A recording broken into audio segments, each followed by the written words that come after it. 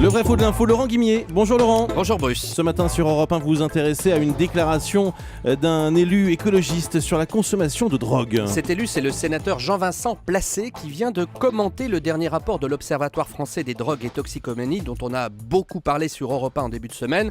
Rapport alarmant, je le rappelle, le cannabis partout, chez les jeunes notamment, mais attention, pour l'écologiste, c'est la preuve qu'il faut légaliser cette drogue. Vous savez que c'est interdit chez nous et nous sommes donc d'un pays où on consomme le plus. Donc ça démontre que la prohibition est un échec qu'est-ce qu'on fait absolu. Jean-Vincent Placé affirme que la France est l'un des pays du monde où l'on consomme le plus de cannabis. Vrai ou faux ? Alors ça c'est vrai, et c'est pas si facile que ça à prouver parce qu'on ne dispose pas d'études mondiales récentes sur cette question. Mais il existe, comme on dit dans les enquêtes judiciaires, un faisceau d'indices graves et concordants. J'ai croisé deux études. La première, la plus ancienne, 2008, mais qui exploite les données de l'Organisation mondiale de la santé sur la façon dont on touche aux drogues en Europe, en Amérique et en Asie. On a la réponse à la question simple, combien de gens ont touché au cannabis au moins une fois dans leur vie ? États-Unis, 40% des Américains avouent avoir touché cette drogue, c'est énorme. Champion du monde, mais les Français arrivent juste après. Un Français sur cinq, tous âges confondus, a touché au cannabis au moins une fois dans sa vie. Ce chiffre, d'ailleurs, je le trouve également dans le rapport franco-français, publié cette semaine dont je parlais tout à l'heure.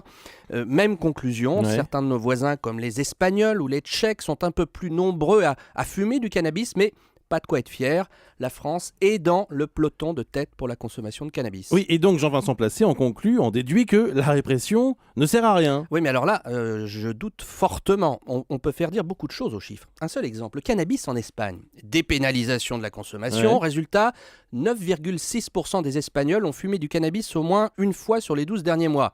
Mais en France, où c'est interdit, c'est un peu plus faible, 8,4%. On est quand même à peu près dans les mêmes eaux. Donc mon impression, c'est que la législation ne modifie pas radicalement les habitudes des consommateurs. Mais après, il y a d'autres questions. C'est par exemple de savoir ce qu'on veut, dans quelle société on veut vivre, si le cannabis est médicalement acceptable et moralement tolérable. Mais là, cher Bruce, permettez-moi de ne pas ouvrir ce débat le 31 mai, c'est-à-dire la veille du 1er juin. Oh, la veille du 1er juin. Je me suis dit, c'est vendredi, un petit calembour, le week-end. Une blague fumeuse, merci beaucoup. Laurent Guimier.